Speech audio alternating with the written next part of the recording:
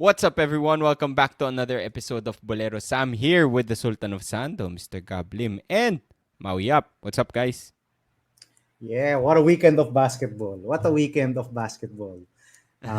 Shout out to Marvin, Cindy, and Chelo who I met after the UPFEU game. Uh, Mm. in in the grocery because Sa kailangan ng grocery pa 500. nagkita. Kasi kailangan ng 5, diba? Kailangan ng Kailangan 500 bumili receipt. para Para libre makuha mo yung parking, flat para rate mura parking parking. mo. Flat rate parking. So nakita kami sa sa marketplace. So shout out to you guys. Thank you for UAAP supporting fans Boleros. who watch in Phil Oil know that that hack. shout out, Grocery na shout lang. out to the people that we've met so far. Okay. Speaking of that game, let's talk about let's talk about the UST versus Adamson game first. Kasi the UP versus FEU game was actually kind of interesting. UST clinching Is finally, back. making it back into the Final Four since the last one was the Alden Ayo era, diba? With Mark Season Nonoy, 82. Renza Bando, season 82. So, I actually didn't get to watch these two games. I was out of town, so I saw the recap. Talk me through that game. Natambakan ng UST ang Adamson. Ano nangyayari dun sa game na yun, Cap? Well, let me first start off na I think our third episode of season 87, our title was UST is back, baby. And they are. That title aged well. They are back. They are back in the Final Four for Ito the na first talaga. time. Hindi na budol. For the- Hindi na budol. hindi na tayo nabudol, Maui. Hindi na nabudol si Maui. Last year, nabudol siya eh. But this year, it's for real. They are back in the Final Four for the first time since season 82. Now, they will be going up against a very familiar foe in the UP Fighting Maroons, who also had a twice to beat advantage back in season 82. They ended up beating UP twice in the step ladder semifinals. Oo nga, no? Nakalimutan ko na yun. You obviously did not read my post in our community page yesterday, Mr. Sam I'm out of Santos. town. Langhiya ka. So, but anyway, yeah, that's true. So it's deja vu. They're facing UP again with a twice to beat advantage in the Final Four. Sure na to, number 2 versus number 3. But let's go. For this game. This is a microcosm of Adamson's season. They're hot, and then in a short span of time, they're suddenly not. Their shooting just falls off a cliff. In the early part of the season, remember guys, they got off to very cold starts at the start of games. They had single-digit quarters. Then saka sila init. Diba? When it comes to the fourth quarter, third quarter, they got hot. The first matchup between UST and Adamson was the same story. They were cold in the first quarter, got hot in the second, carried it on to the third and fourth quarter, and eventually won the game against UST. And then in the second round, parang nag-flip ang Adamson eh. They get off to hot starts, then suddenly they go ice cold and they can't hit a three. And that was a story in this game. Adamson started off hot. I think they hit 4 threes already. First 5 minutes of the game, Royce Mantua, I think, hit 2 already. Matthew Montebon hit 1. I think si Joshua Yero hit another one, or was it si Monty again? They started off hot. UST was cold. Adamson got off, I think, to a 9 or 11-point lead. And then UST was brought back by Mark Liemit. I think he scored all 7 of his points in the first quarter. He was the one who got them back into this game just by hitting threes, getting to the free throw line, and just being a point of attack defender on Matthew Montebon, slowing him down for the entire game. And I want to take a moment here to shout out to Mark Liemit because we haven't been talking about him since the first game of the season when we were very surprised about Mark Liemit. But he has completely transformed himself. I was very impressed with his on-ball defense yesterday against Matthew Montebon. Not giving an inch, not getting beat off the dribble, staying with him the whole way, and essentially slowed down Matthew Montebon. He couldn't hit a shot well, he did na desperation heave nung fourth quarter, but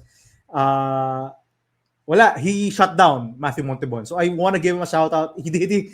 I don't think he scored for the rest of the game after his flurry in the first quarter, but he helped in stopping the Adamson offense. And after the first quarter, and the first quarter ended, Adamson scored 18 points.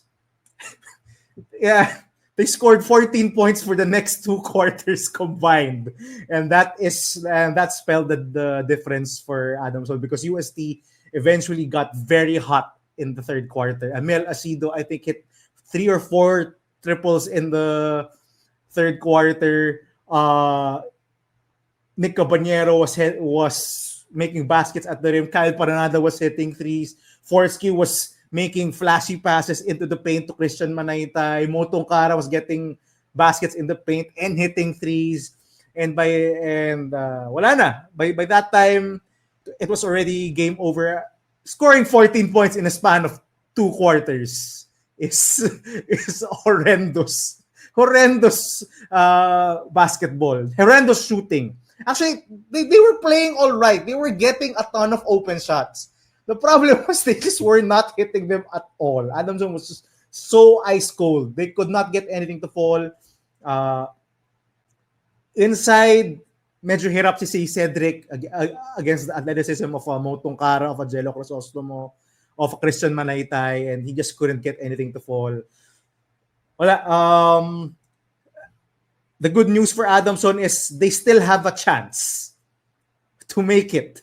If they win against Ateneo and UE loses, they have a chance for the playoff for the Final Four. So at least they still have that, despite being blown out of this game. They still have that. On UST side, I love how they're playing right now. Getting good shots in the flow of the offense, running a lot because they're pretty small. And the fact that they get a lot of points within transition, get a lot of open threes, I think that's how they have to play.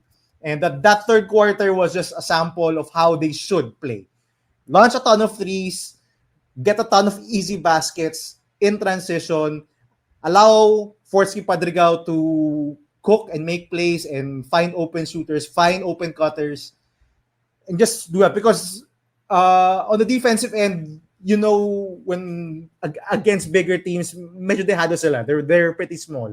But if they're able to run, if they're able to get easy baskets like what they did here in the third quarter, I think they're going to be in good positions. I love how they're playing. I love how Kyle Paranada has been turning it on the past couple of games. He's bounced. He's not scoring he's not having the numbers he had in season 85, but he's playing his role, being that scorer off the bench, being that shooter that Nick can pass to, that Mo can pass to, that Forsky can find in the corners. And I actually think that si Amiel Asido is gonna have to play a big role for them if they want to beat UP, because he's one of their spot up shooters, and he has length. He's a very lengthy dude, he's a very tall dude. Size, he can match up. Yeah, he can match up with the size of UP. He's gonna be very important there. And if he knocks down shots, not at this rate, I think this was a one-off game.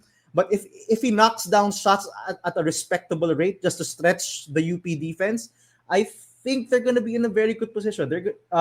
Him, Mark Liemit, Kyle Paranada, Ice Danting, shooters off the bench, I think they're gonna be pretty important to beat UP, because they're not gonna beat UP by scoring in the paint. UP, I think, has the advantage there. They have the size advantage over UST. But if they can knock down a ton of threes, they're going to be in a good position. UST is back. I'm happy for the fan base. The Phil Oil was rocking with Go Uspe all the way, especially when they were making that run in the third quarter. It was loud. The UST community came out to support this team, and I expect that the UST community is gonna come out to support this team now that they're back in the Final Four. The UST crowd is back. The UST faithful is hyped. I'm sure they're gonna think of an upset. Whether they can do it, it remains to be seen. That's it. Amazing game from UST to clinch the Final Four. A number 3 seed. Whether UP is the prize that you wanted, I'm not really sure with given how they played in the next game. But I think they'll take the chance. Maui. Yeah. 1 year too late tayo, 'di ba? With the UST. I think also if you remember correctly, pati yung prophet nyo about Lasal came 1 year too late, 'di ba? Yung call namin that they would win the championship. Oo nga. The reason I say the reason I say this is because I think one of the comments this afternoon mentioned that one of the biggest boleros of this season is FEU because we're too high on them, diba? So maybe we're also 1 year too late with the FEU. We'll get into the FEU game later, but 1 year too early tayo, I think. 1 year too early. One year too early. We're always 1 year. We're always 1 year too early. So that's been the theme so far. But we'll talk about that later. With regards to this game, I think si Gab mentioned it correctly. Pidohorecho team usually does good when their wing players play better. Diba? In this game, we saw two players step up, Mark Lemit and Amel Asido. For them to have even a slight chance against UP, these two players will have to step up. I think Jello Crisostomo also did a good job during this game, grabbing 11 rebounds. If you watch actually yung previous episodes namin when we talked about UST, I mentioned two of those guys, diba? Si Crisostomo and Lemit. These two guys were the two guys that were stepping up early on in the season. Diba? So they're finally getting to play better. I think this game they showed they didn't have to score to be able to have an impact on the game with Crisostomo getting rebounds and Lemit being that point of attack defender versus Montebon. I love what I've been seeing also with Paranada, as Gab mentioned. He had 6 assists. Diba? Paranada does not have to score 20 points for this team to win. Diba? This team has a lot of scorers. They have Caballero and a bunch of wing players. Diba? Sometimes you just have to find your role and adjust. Diba? Tongkara is also another guy who's been consistently scoring for them. I look forward to the matchup. The matchup of Mo Tongkara. I think yung games niya against UP have been very good. I think one of the things that he has to look out for is getting 2 quick fouls, diba? We talk about UP having a very big front court. As you mentioned, Gab, as much as possible, sorry to say, we don't want to see a lot of Eco Laure minutes, diba, against UP. But in this game, that was a case, diba? They were able to play Eco Laure sparingly. They played mostly wing players and Tongkara. Adamson, I think you summed it best. Adamson had this game actually showed how Adamson plays this season, diba? They get very hot and then very cold. Those 14 points, actually that 4-point quarter, diba, is actually cannot win you any game in the UAAP, diba? You cannot score 4 points and expect to win any games in the UAAP. I think this is one of their worst quarters of the season, maybe similar to their first quarter against Ateneo in round 1. If you guys remember, we watched that game and they couldn't buy any bucket also. And they turned the ball over a lot of times. Only Montebon was clicking. I think si Franzman has to do a better job against Ateneo. He's been one of their key players in the second round. But it's going to be Adamson versus Ateneo. Will Ateneo spoil another team? Diba, to clinch their playoff spot? The Battle of the Birds again to end the season. Palagi na lang Ateneo Adamson. No? Like for the past 3 seasons, always at the end of the season, it's Ateneo versus Adamson. Diba? The game had to be moved for it to be the Battle of the Birds to end the season. Divine intervention. The divine intervention, as they say. But for Adamson, they just have to move on, basically, from this game. This was a beatdown. Actually, I watched the whole first half. In the first half, they were very competitive. But that second quarter, they started to show signs of really struggling. In that third quarter, they cannot have another quarter where they score single figures against Ateneo. They have to start out well. I think that's one of the main reasons why Ateneo was able to close out that win nung first round also. They had a very big lead early. That's something that Adamson has to work on for next game. Franzman has to do a better job. There has to be, diba, this season, Adamson is another team that has a lot of players surprise us from game to game. Players will have to step up. The more players that they get in double figures, the better. That's I think that's that's the problem when you don't have that knockdown shooter or go-to guy. Diba? Montebon, there are times that you see that from Montebon, but there are times that you've seen him become invincible. But we'll see.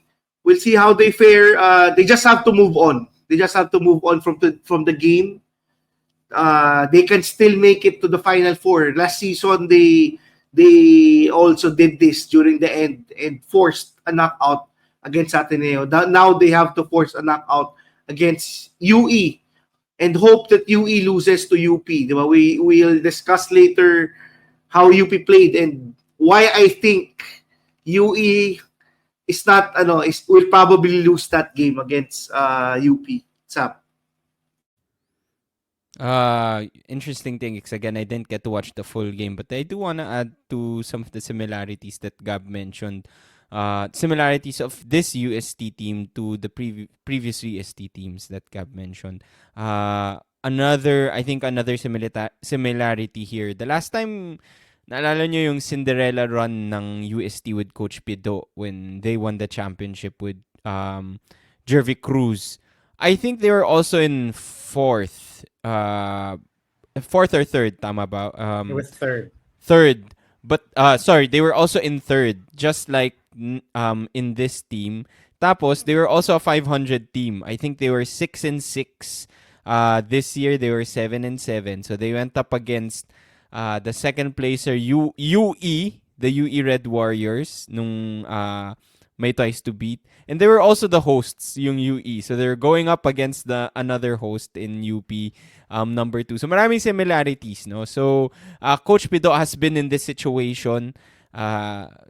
With the talent that UST has, I think they really do have a chance to surprise teams. Pero mahirap kasi UP is a very, very good team. Very good, very deep, and is out for revenge. Diba? Yun yung sinasabi natin.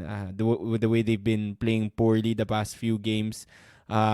Minalas lang tong FEU because nagkataon na they were up against UP after UP lost 2 straight games. Diba? But for UST, I think this was a big win. I've been disappointed. I've expressed my disappointment with UST all throughout the season because sometimes na-hype tayo and then they'll have a bad loss. Especially nung middle of the season, I think may mga 3 consecutive losses sila or something like that. But they've made it. They've clinched their Final Four spot and they're number 3. And if you're number 3 in a season like this, that's a great achievement. Kasi LaSalle and UP, we've said this even before the season started, they're on a different tier. Mahirap na to get past those 2 teams. So the fact that you're in third place, the team next to those 2 guys, that says something about your team, diba? And we expected this. I think a lot of us picked UST as a Final Four contender or in one of our Final Four picks. So they do have the talent, and what's important is they're slowly trying to figure things out. So they've had, I think, 2 good games. They ended the season well, and that's what's important because you have to figure things out and be ready for the Final Four. Kasi ito do or die na talaga, diba? They need to beat UP twice to make it to the final. So not an easy task, but small steps. And I think shout out to the fans, diba? They were very patient with this UST team. Most of them commented na okay lang, I understand kung natatalo tayo, basta ang goal is to make it to the Final Four. So as long as we make it there, I'm happy with UST's performance this season. And we're here, diba? So I'm sure all the fans are happy, and ako ang call out ko lang is they need to be there for the Final Four. Kahit UP yan, kahit medyo mahirap. Let's go. Eto na yung dream matchup natin sa Final Four, Gab? They'll be Kasi- there, Sam. I'm UST I'm sure they'll be versus there. UP fans. Maganda ang matchup, 'di ba? Even sa season. Yeah. And the matchup of the fans, 'di ba? UST versus UP fans, the noisiest fans. The two noisiest fans. Yeah. Adamson's side, disappointing for me that it was this bad for Adamson. Scored 4 points in the third quarter after coming off that win against NU. I thought they were very impressive against NU. I was there. I watched the game. NU was a hot team back then. So medyo nagulat din ako. But alam mo, despite this loss, this looks bad. But sabi mo nga, Gab, they still have a chance.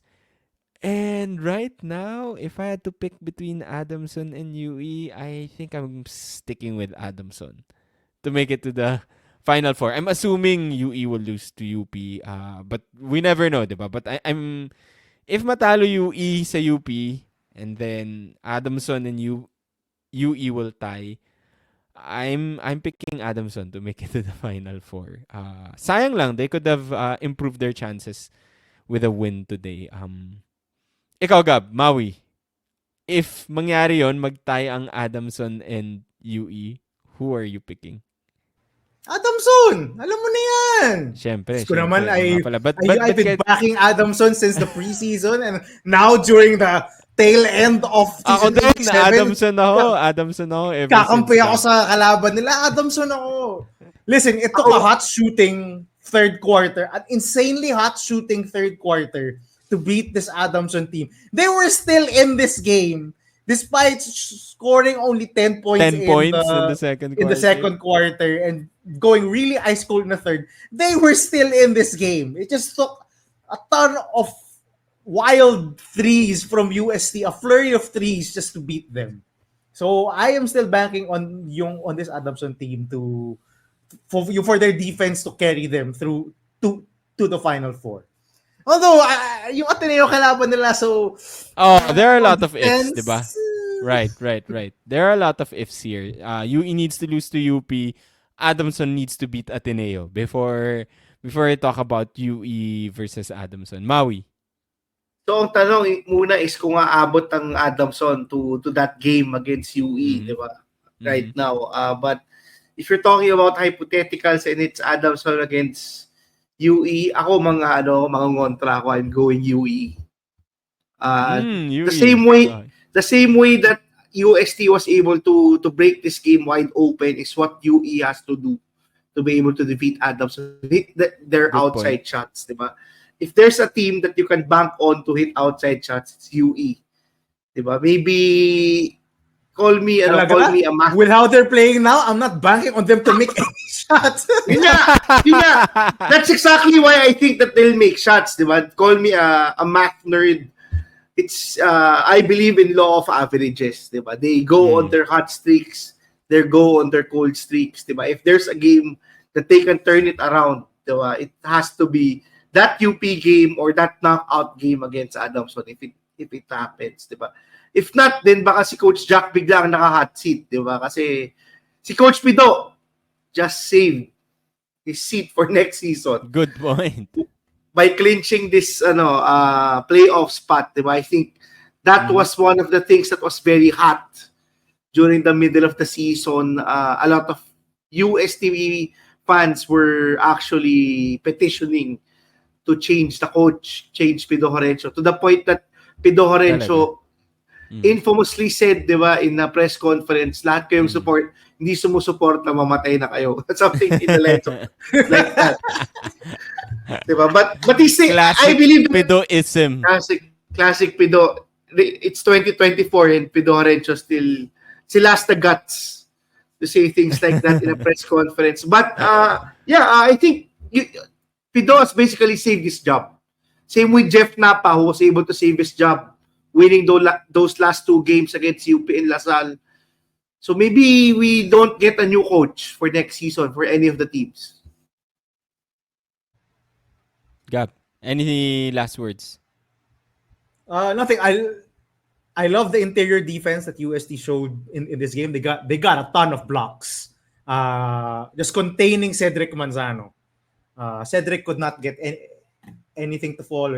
I'm blanking on how much he scored. Parang He 1 scored point? 1 point. Yeah, he scored 1 point. 1 point. That's a credit to Mo, to Jello, and to Christian Manaytay who contained the interior, and that's why they had to rely on their outside shots. With regards to Adamson, that's why they had to rely on outside shooting to try and get them to this game, and they were just not hitting it. On the offensive side, I like that even if Adamson went zone, UST still cooked. I love Fortsky and Paranada there on the floor together because they are two guys who can play make and find open shooters. And they are, well, Fortsky not much of a shooter, pero they can shoot themselves. So I loved how the ball was moving around when Paranada and Fortsky were there on the floor, and how they were finding open shooters. See, Asido was just standing in the corner just waiting for a pass. He never made plays on his own. There weren't any plays called for him or off-ball screens. He was simple lang, ware. Zone, mag-rotate, then hanapin si Asido sa wing or sa corner. That was basically how he got his shots. Just standing. And I think that's how he has to play. He's gonna have to knock down those shots. He's not gonna be a playmaker, not in this team, not in this offense. Maybe for the future, but not in this offense. He's gonna have to knock down threes. Heading into the season, we all loved Amiel Asido because watching him in the NCAA Junior, sabi natin, huy, may shooting tong guy na to despite being what? He's 6'3", 6'4", a long wing/guard. Pero may tira sa labas. And if he can knock down shots consistently, that's gonna be a big thing for UST. Yeah, one more thing. Ababu. Oh, Yes, Dylan Ababu. A very good comparison. He reminds me a lot. comparison. Early Dylan Ababu. Dylan Ababu. Si Dylan Ababu nung rookie, hindi naman yan yung later Dylan Ababu na siya na gumagawa ng plays eh. Siya lang yung tumatayo sa corner lang talaga or sa wing. That's how you make bank. Eh. Diba? That's how you make bank in Pido's system if you're a wing player. Hit your 3-pointers. That's true. One more thing before we move on to the next game. Funny lang din how last year, I think it was UE who was trying to play spoilers to Adamson, trying to crash yung chances of Adamson to make it to the Final Four. But Adamson beat UE in the last game. They went up against Ateneo for that battle for fourth. This time, it's Ateneo who has a chance to ruin Adamson's chances to make it to that battle for fourth place. Moving on. Let's talk about that other game, UP versus FEU. This was a close game. Hindi naman kasing tambak ng UST versus Adamson. But UP prevailing in the end. Finally, seeing the UP that we were expecting. Nagising din yung ibang mga players, specifically Jerry Abadiano. Led the team in scoring in this game. So FEU, unfortunately, being officially eliminated in the finals, in the Final Four. Take me through this game, Maui. In the Final Four race, you mean? In the Final Four race, sorry. In the Final Four race. Final Four race. Yeah, I think you said it, you mentioned it, Sam. Iba yung aura ng UP players from this game, in my opinion. They were all very aggressive from the get-go. Diba? Everyone wanted to take a shot. Everybody wanted to make plays. They jacked up a ton of three-pointers. By halftime, they were able to hit their game-by-game average in terms of three-point shooting. And that's because three-point attempts. And that's because they're pushing the pace. Diba? When you play a team like FEU, you don't want to make them slow down the game. Diba? For FEU to be able to win games this season, that's how they won games. They controlled the tempo of the game. They made sure that the game was slow enough for them to be able to set up their defense. They have they have Konate as their rim protector and a bunch of wing players who know how to play defense. UP basically outshot FEU in this game. Actually, to be honest, when I was watching the first half, diba, we were talking in our group chat, I was so surprised that FEU was still able to keep the game close, diba? Because UP was really playing out of their mind. Tama ka, Maui. Why was this a 3-point game at halftime? How was this a 3-point game by halftime, di ba? I think by halftime, UP was close to double digits in terms of 3-point makes, di ba? I love how Abadiano really took charge this game. Kailangan kasi minsan I think that's one of the things that's been lacking with UP, yung sense of urgency, di ba? That's the problem when you have a very deep team. There are times that people tend to relax and not be as aggressive. But this game, grabe aggressiveness ng UP. I love how Francis Lopez was very aggressive, taking a 3-point shot without hesitation, driving to the basket without hesitation.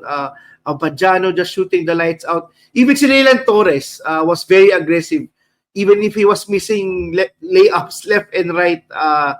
Only I think si JD Kagulangan struggled during the first 3 quarters. But during the 4th quarter, Kagulangan basically controlled the game, in my opinion. Hit some very clutch shots, but this is how UP has to play if they want to win the championship this season. They have to be aggressive. All 16 guys have to be aggressive and be ready. Even si Gani Stevens was very aggressive when he entered the game. This is how they need to play to be dominant. But still, surprisingly, FEU was still able to hang. They could have won this game, diba? I think from a few breaks. Even si Coach Sean Chambers mentioned, if JD did not hit that wing 3-pointer, maybe they could have won this game. Diba? Shades of JD Kagulangan versus Ateneo, yung tira, or you could say, since Renzo Subido was scoring the game, Renzo Subido over Bright Akweti to make the Final Four. Make the finals. To make the finals before, but yeah, I think to make the finals, but I was surprised that FPU was able to hang. I think this is the best game I've seen Pasaol played the whole season. He was aggressive from the get-go, getting to the basket at his own will. Playmaking, I think he had 6 assists during this game. Si Joric Bautista also struggled nung start, but was able to turn his game around. As usual, the reliable Konate and the reliable VJ Pre, both of them were very good. It's just that they had to play a very tight rotation during this game, diba? I think si Gab will talk about that much later. But they lost steam, basically, diba, during the game. They couldn't, if you watch the game, I think 7 or 8 minutes, you could see that Pasaol and Pre, their hands were on their feet. Diba? They couldn't really, they were hoping for a ton of stoppages no 4th quarter. They were so fatigued during the end of the game. UP was able to make, UP was able to get a double-digit lead in the 3rd quarter. I think that spelled the difference for this game. But hats off still to FEU. They showed their potential. I think they're going to be a dangerous team next season. Hopefully, they don't start 0-5, 0-4. I think that's one of the main things we mentioned during the preseason. They cannot start slow, for next season. But the potential is there. I think that's what was really showed. Both of their rookies are very impressive. Si VJ, I think shout out to VJ Pre for saying that he's 100% going back next season to FEU. I hope it doesn't to other schools, don't even think about it. Kahit mag-tawag kayo, I'm staying. To other schools, don't even think about it. I hope he doesn't do a Remogat. Diba? Si Remogat before said he's not leaving, then out of nowhere, he transferred to UP. But I love the core. I love the coach. I love how FEU was played the 2nd round. I think they were one of the most impressive teams in the 2nd round. Hopefully, they use this as a bouncing ball to get to next season. Yeah. My initial note for this game is gumising na si Coach Gold. Nagising na ang coaching staff at si Coach Gold dahil he finally went back to his trusted rotation. Enough of the Mark Belmonte starting, enough of Mark Belmonte taking minutes from Torculas and Francis Lopez, enough of Jacob Baila starting. It's time for the big guns, the vets, to come out. And he started Harold He started Good point. Torculas. This was essentially my expected starting five coming into the season. It wasn't Belmonte starting. It wasn't Baila starting. It was always gonna be Alarcon and Torculas or Lopez. It was mostly to Torculas and then Lopez coming off the bench last season. But this was the lineup slash rotation that I expected them to play. I thought they were playing with fire with putting Belmonte out there, especially in the first round when they were putting him on KQ to start the game. I mean, stop it, Coach Gold. This is your guy. These are your guys. These are your vets, and he went back to it. QMB, Torculas, Alarcon, Apajano, and Kagulangan. Those are your best five. The guy to replace Alarcon when he got into foul trouble was Raylan Torres. It wasn't Baila anymore. Baila was limited to 7 minutes. Belmonte was limited to 5 minutes. Essentially, they're going to be bench players now from now on. I will be very surprised if they get back their rotation, their large rotation minutes. They're going to be fringe rotation guys for now. It's going to be those five with Torres, with Fortea, with Felicilda coming off the bench to back up the main guys, and Francis. And then a mix of maybe si Gani Stevens and si Dikachi Ododo, whoever's playing well na siguro to back up QMB. But it's gonna be that main rotation. We talked about this when they lost to LaSalle that they have to shorten their rotation. They have to play a short rotation. They cannot fuck around with experimenting with Briones. Whoa! Well, just saying. They've been screwing around with their rotations the entire season, and it has bitten them in the ass. It's time to grow up. It's time to go to get back to business. Play the guys that won you chips and that have brought you to the finals for 3 straight seasons. Play those guys. Play Harold his 25 plus minutes. Enough of the 17 or 18 minutes he was getting early on. Stop starting Baila. Put Harold in there. He's supposedly your number 2 offensive option. Make him your number 2 offensive option. Stop with marginalizing Torculas. He's better than Belmonte. Start him right now. And they did. Nakikinig si Coach Gold ng Boleros. Yun lang yung gusto ko sabihin. Nakikinig talaga siya. No? So, that was my early thoughts in this game. And as Maui said, UP came right out of the gates, aggressive, looking for shooters and hitting shots. Jerry Abanya, I think they just had to play at Phil Oil. Yung feeling ko, they love playing at Phil Oil. They don't like playing big games at MOA. The boy si Summer Abadjano. Oh, si Scary Jerry. Summer Abadjano. Summer Abadjano. So, I love how UP started in this game. I was texting you guys what you said. I cannot believe that this is a close game. UP was hitting. They hit, by halftime, I think they had hit 8 or 9 threes already. And when I looked up at the scoreboard, I cannot believe that it's just a 3-point game. But on the other end, FEU only hit 2 threes in the first half. But they were executing so well. And I love what you said, Maui, na I love the coach. Because that's when I really said na I really love how Coach Sean Chambers is writing up plays for this team, because it's so different from how they were playing the preseason. It's so different from when Denok Miranda was coaching, when Coach Olsen was coaching. I'm sorry to those two guys, but wala nang masyadong isolation basketball na nangyayari sa FE. Wala nang just standing around on the perimeter and watching one guy cook. It's a ton of movement, a ton of yung dribble handoffs to get BJ Pre into position, a lot of baseline cuts, elevator screens, stagger screens to get Jorik free, getting Pasaol into positions where he can score. The offense was clicking in the first half, and that's how they were able to stay in this game. Because honestly, if you just box score watching and saw that UP has hit 8 threes, you would have expected that UP was clicking on all cylinders and tabak na FEU. But no, they were not. FEU was executing well. I thought Jan Ray was in his bag in the first half. You giving the "you can't see me" to Jan. I think it was Jan Felicildo when he did the pull up. Yeah, he did. Oh, sa hindi ka nanood. He gave the John Cena to Jan. I'm like, Bonilla walang technical foul because I Oo don't nga, think he did no? it in his face. No, Okay. he didn't do it to Jan's face. He just did it to when he was Hayop. walking back down when he was backpedaling down the court. He was doing the nose. You can't see me. Hayop talaga I'm mga all for pasaol. it. If he Angas actually, talaga mga pasaol. angas talaga. If he actually owns that you can't see me, taunt or Yun yung celebration niya. Oh, Pwede. I like it. I like it. I mean, he does also na yung pang nandun yung kuya niya, he does point to his kuya yung when he makes a shot, he does that all the time. He dances, diba? In games when he makes shots, he dances. What he points to people. He does a lot. Diba? Yung tama Maui, yung nagdidila siya. So, he was in his bag in the first half. Joric was actually quiet in the first half.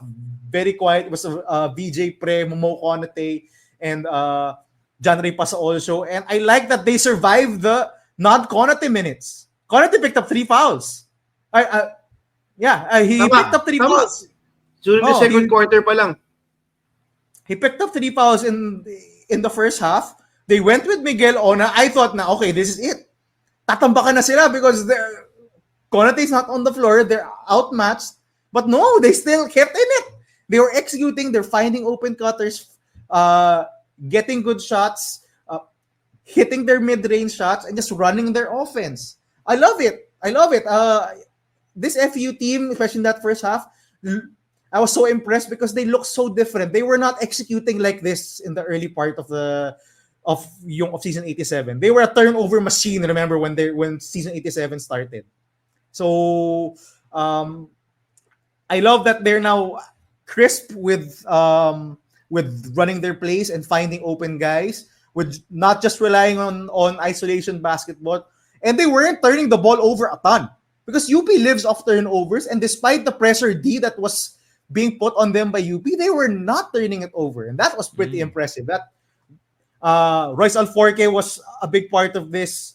Hate him all you want, criticize him all you want, but his calm presence really influenced this game. Him and John Ray were not fazed by the pressure of UP. Surprising as it is to see that, it did happen. They were not fazed by That's not the what we pressure. saw against LaSalle. Not about what we saw against LaSalle, but in this game, they were solid, on point. John Ray had 6 assists, 7 rebounds, and 6 assists. He was on point in this game. In the second half, again, I thought this game was over. I think UP was up by 15, 65-50. And I really thought, wala na to. Nag-message pa nga si Maui. Actually, UP fans, yung kasalanan ni Maui to eh. Sabi niya, tinapos na ni Scary Jerry when Jerry Abadiano hit the 3 from the corner. Sabi niya, tapos na raw yung game. And then FEU clawed back. A lot of it was UP was being overly aggressive on defense. A lot. They were in the penalty, I think, at 7 minutes left in the third quarter. And FEU just got a bunch of free throws. And it brought them back in this game. I think they cut it down to 65-57 before UP eventually hit a shot, courtesy, I think, of Aldous Torculas. But I love the fight. They just kept on going and kept on going. And they cut it down to 3, heading into the fourth on a VJ pre-heave from near half court. Ewan ko kung napanood niyo yun. Grabe yun. Nasa highlights. Grabe yung heave na yun. Yep. So, again, I look up the box score. UP had hit, 11 threes already or 10 threes by that point. And I'm like, how are they? And they had multiple fast breaks already. Yeah, they had a Francis dunk, I think, in the third quarter. Mm-hmm. And I was really saying, how are they still in this game? FEU. Yeah, but in the fourth quarter, they just ran out of gas. Mahahalata mo. John Ray was at one point in the fourth quarter, was already walking up the floor. He was gassed. And sabi nga ni Maui, very short rotation. Essentially a 7-man rotation. 9 if you count the 4 minutes each of Ona and Bagunu. But very short 7-man rotation. Rojan Montemayor, I think, was pretty impressive in this game. hustling, giving good minutes, hitting 1-3, you getting into the paint, providing the needed punch off the bench. And I love that he has found himself in a constant part of this FEU rotation. I think it's going to be a big piece for you for next season. But kudos to FEU, man. They took advantage of UP being in the penalty. And I know a lot of UP fans were displeased with the calls, especially in the third quarter run that FEU made. But that's the function of being very aggressive on defense. Kung nakita mo naman pag naglalaro ang UP, ang dami nilang hawak, ang dami nilang tulak, they grab a ton of jerseys. It's a function of how they play, and sometimes they will not be called, sometimes they will be called. I think we've said this since season 84, 85. Matagal natin sinasabi to. UP does get called for a ton of fouls because they love to play aggressive.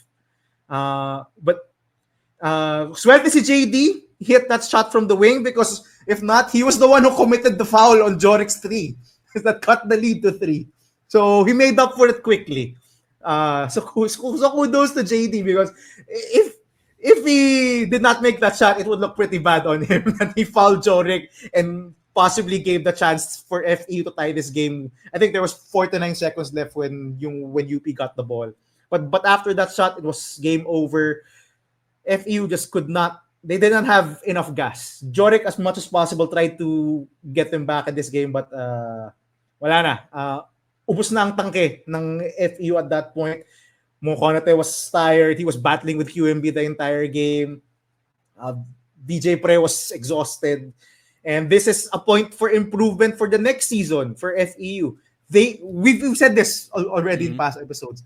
They have to get more depth into their lineup. I don't know what happened to the Phil-Am recruits of Sean Chambers, si Malakay Book, si Dunke, si Jaden Jones, the other guys, Clifford Tabok.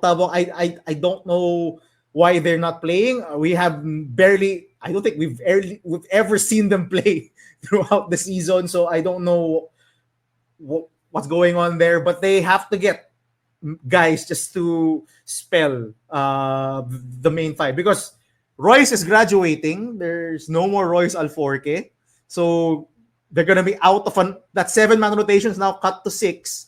They're gonna need to bring up someone, or they're gonna have to recruit someone to play rotation minutes on the spot. I don't know who it's gonna be. Maybe yung anak ni Denok Mena, si Dwayne, can finally go to FEU, or some Kirby Moncopa maybe will finally be able to see him play. They have a ton of guys on their juniors ranks. I hope they're able to play rotation minutes agad next season, because this rotation is very thin, and Coach Sean Chambers was trying to motivate them. You can see it from the bench. He was trying to get them to will themselves to win this game, because they were so exhausted.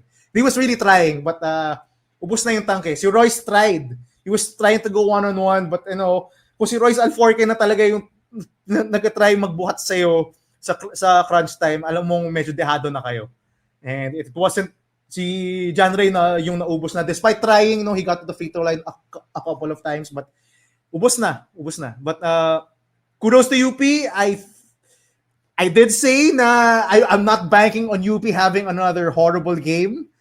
Like their past 2 games, I was banking on the bounce back game, and we did get a bounce back game. And there is some talk of maybe resting guys for the UE game. What do you think about that? I don't agree with it. I think you should go into the Final Four with as much momentum as possible. Plus, if you rest guys and give UE the win, you'll be facing a UE team that you just gave a win to. So I don't agree with that. So, sorry. Then the UST, UP UST. They will not be facing that, but I don't think so. I don't think they should give UE the win. I think they should continue their rhythm. Diba? If you rest your guys, mawawala sa rhythm yun eh. Play the same rotation as you did in. Yeah, you play the same rotation as you did in this game. Have your guys ready. Get Harold going. Harold has disappeared. It's just a low-key storyline in the second round since JD come back. came back. He has disappeared. Get Harold going. You need Harold to win that That's a shit. good point. Harold was shit in this game. He was Yeah. fouling all over. He started, pero All kalat trouble pa rin. agad. Yeah. Yung foul It's trouble okay, again, it's rhythm. a function of how aggressive he was on defense, but he needs to get going. You cannot win the championship if Harold Alarcon is shooting horribly from the field and playing horribly. You need him. UST pa lang, kailangan mo na si Harold. Yung kailangan niya bantayan si Nick Cabanero. He's gonna have to be put on Nick or Kai Fortsky. One of those guys. They're gonna have to be on their A game. They cannot have a Harold Alarcon like this. So I don't agree with resting guys. I think they need to keep this up, build up their momentum towards the Final Four. They're gonna face a tough UST team. So that's just my take. I know some guys na iwasan ng injury, non-bearing game Exactly. naman, yung mag-repair na lang for UST, but I don't agree. Tama. This is the first time they're playing their actual rotation. Diba? The rotation we've been saying that the real rotation that we've been saying since the preseason. I think they should run a rotation again like this and screw the resting thing. The main rotation guys have had enough rest already. rest. Hindi naman sila nabugbog eh. Oo nga. Hindi naman sila Hindi nabugbog the naman whole sila season. FEU, diba? Hindi naman sila FEU. So yun lang. Tsaka there's a coming, ano, diba? There's a break coming up because of FIBA. But the Oo games nga. of Exactly. Gilas is coming. Tama. So Tama ka dyan. play that game like a Final Four game. Diba? I agree with Gab. They have to play that game as like a Final Four game. I think we've been saying that the past week or so, maybe the past 2 weeks. They have to get a rhythm before they get to the Final Four. If they want to beat this LaSalle team, diba? They have to. This is the step in the right direction. This game, them playing like this. So if I were them, I wouldn't rest players, and I'll try to get rhythm. Maybe play the rotation that you expect to play against UE or against LaSalle, diba? So, Okay. You guys pretty much covered everything. I do want to talk about FEU din. Since tapos na yung season nila. I was gonna say, how would you grade FE Yeah, season? that was my question. We did this Okay, for okay. NU. My question to you guys is, how would you grade FEU season? Maui, ikaw muna. obviously, when you talk about the first round, you grade them with an F. Diba? They started 0 and F 4, for 0 and 5. FEU. F for FEU. But if you talk about the second round, I would probably give them a B or a B+. Diba? They really showed that they were one of the top teams during the second round. It's just that it's too hard to be able to overcome a 1-6 first round. Diba? Too big of a hole to climb out of, as we mentioned during our episodes during the first round. But you see the potential, diba? I think that's one of the main things. They're a young team. They won't lose a lot of players, as Gab mentioned. Only Al4K is expected to graduate. I don't know from the key rotation. I'm not sure if there are other guys graduating, but they're basically going to get an intact core, diba, for next season. The 3 rookies did pretty well, especially during their last game. But this is the step in the right direction. Maybe we were a year early into predicting that they could be a Final Four team. But if I were to combine the grade, probably a C+. Diba? Still a good season. At least you see the potential. You see, I think the most important thing is you see hope. Hope that this is the start of something better for this program. I don't think anyone should question how Sean Chambers has transformed this system, diba? I've really sa eye test lang.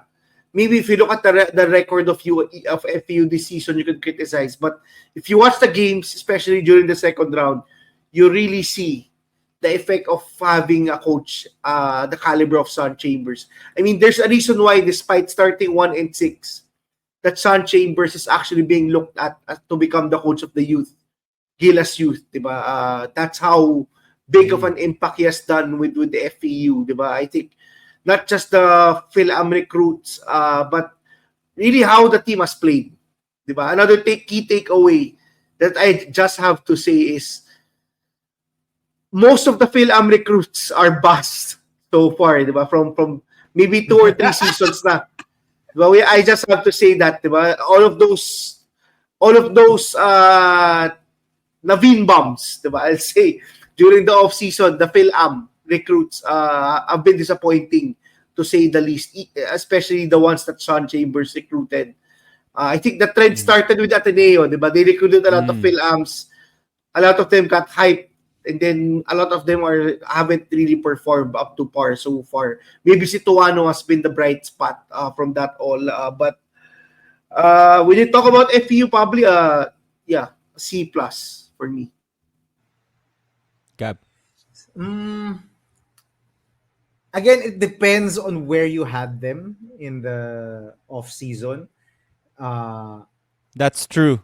That's true. Diba? I agree with So that. good for us, it might low. But I think if I'm looking at this, if you're from a prism of an FEU fan or a casual UAP fan, I think I would give them a B plus. Mataas because you see the building blocks of FEU, and yeah, they didn't make the Final Four, but they were right in the race. Who would have expected that? Yung after their first round, that they would be in the battle for the for the fourth slot. They were, if they had won this game, they would have been right there. They just hope for a UE loss, and if Adamson, whatever happens to Adamson, if they had won this, they would have been in play. So yeah, they didn't make it. They didn't. Siguro our expectations were too high, but if you're a casual fan, if you're an FEU fan, I think you would take this as a win. Na they got better as the season went on. Their plays are totally different from a season ago or from 2 seasons ago. Not a lot of isolation basketball. The talent is definitely there. I think VJ Pre is a lock for Rookie of the Year already. I'm not sure, maybe an explosion of Jarrett Bahay will catch him up, but I think regardless, I think si VJ Pre is gonna be yung Rookie of the Year. And he's a teenager. That's the crazy part. He's a teenager. And he's doing this in the seniors level already, going up against guys who are 20 plus, like Sina Francis, diba? It's a B plus for me. It's definitely something to build off for next season. They definitely need to get more rotation pieces there. But as a coach that you see who really has a plan for these guys, who really makes plays to maximize his talent, as players who are young enough that you see already have chemistry, I think you would give them a B plus. I would give them a B plus. And plus, Coach Sean Chambers, most creative coach. The placards to call out plays. And let me tell you, his whistle, when he whistles, it is so loud. Grabe, may drums na on both sides. UPFEU, pumapalo ng drums. May speakers na may PA na nag-announce ng mga threes and all that. Rinig mo pa rin ng whistle ni Coach Sean Chambers. I thought he had a mic or a lapel mic or something in his shirt, because how am I still hearing his whistle amidst all of the noise? An A+ whistle. So that bumps up their grade just because he has an excellent whistle and a very creative way to call out plays. And he has vibe, man. Coach Sean Chambers is a vibes guy. You know, every time he calls, I think he's been doing this since the first round. Whenever there's an after timeout play, he did it in the game yesterday against UP. I think they got a baseline cut to VJ Pre underneath, and he laid it in. In-appear niya lahat ng assistant coaches niya. Sabi niya, good job on the play. In-appear niya lahat. He's a vibes guy, man. I love him. Remember again in the win against Ateneo in the second round, he was egging on the crowd. He was jumping on the sideline. He's a vibes guy. I like it. He's giving. So So I like that about him. Very bright future for this FEU fans. And again, that whistle. I really cannot believe that narinig pa rin yung high-pitched whistle na yun amidst all of the noise. And a very small arena in Phil Oil. So you know the noise was blaring. Dami. I agree. That's a good point. It really depends on where you expected FEU to be this season. With that said, I did with the hype of the off season, diba? I did expect FEU to make it to the Final Four. I picked them as one of my Final Four contenders. So I am giving them a C+. But tama ka, I agree with you. If you're a fan, you should give this team a B+ or even higher. Kasi the future looks great. The future looks bright after coming off those past 2 seasons where things were a bit messy, diba? Now they have the team of the future and your coach of the future, and that's all you can ask for. A coach that can stay with you for the next couple of seasons, that can build and develop the players and build that positive culture around your team. Kasi that will also attract players to your team, diba? I think Coach Sean Chambers is actually a bit lucky then because he's joining an FU team in his first year that was getting guys like Pasaol and VJ Pre from their juniors division. Not all teams can say that na you have a pool of young talent in the juniors division that are all uber talented and really good that will go to your seniors team, diba? Kita naman natin kay Coach Pido last season, he struggled with talent. So walang talent sa team niya last season. And sabi niya, judge him after 2 seasons kasi that's when you start to see the people that Coach Pido recruited. But with Coach Sean, it got kick-started earlier because FEU's high school program is very, very good. So but still, diba? It's still his first season. So with that said, I'm looking forward to Coach Sean's second season kasi this is where we can really also judge yung other recruitments ni Coach Sean.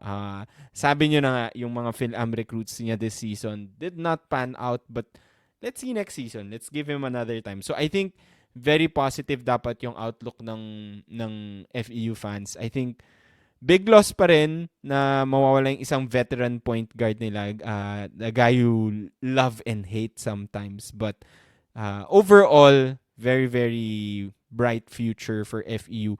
One thing though na I do have to point out, another lost season for Cholo Año Nuevo. It sucks. It sucks. Ang sakit, I diba? was gonna reserve him All for the potential. Boleros of the season, but Yep. yeah. Yep. Definitely a Malas. candidate for Bolero of the season. Kasi you guys talked about the rotation depth, yung short rotation ng FU. I think that's one of the reasons why it was extra short then. Cholo Año Nuevo was in and out of the lineup. So every time he seems to get back, he just gets hurt again. So hopefully, I don't know. I hope he figures it out. Stays healthy. Okay. It's already 1 hour. Anything you guys are looking forward to or things you want to point out pa from the game, Gab? Phil Oil, please fix your speakers. My God, they were horrible. Like, Talaga? The speakers were broken. I think, well, Outdated at least on our na. side. Outdated. Yeah, so they were horrible. They were horrible. We could not understand what the PA announcer was saying at the time. So please fix it. Yun lang. Okay. Okay, that's it for today's episode. We will be covering the succeeding games almost into the Final Four. Hopefully, we do get an exciting Final Four. By the way, there will be a UAAP break because we will be having our Gilas games here. We'll be hosting the Gilas games against New Zealand and Hong Kong. Tama Hong ba? Kong. Yeah, New Zealand and Hong Kong. Just like last time, we'll talk about Gilas. We always after talk the about games. games. We always talk about the Gilas game. So stay tuned for Go that. Pilipinas! Go Pilipinas. Supportahan Let's go! natin yung Gilas team natin. We'll see you again next time. Comment down below your thoughts about the games over the weekend. what you're looking forward to. We'll see you again next time. Like, comment, subscribe. Bye-bye. Good night.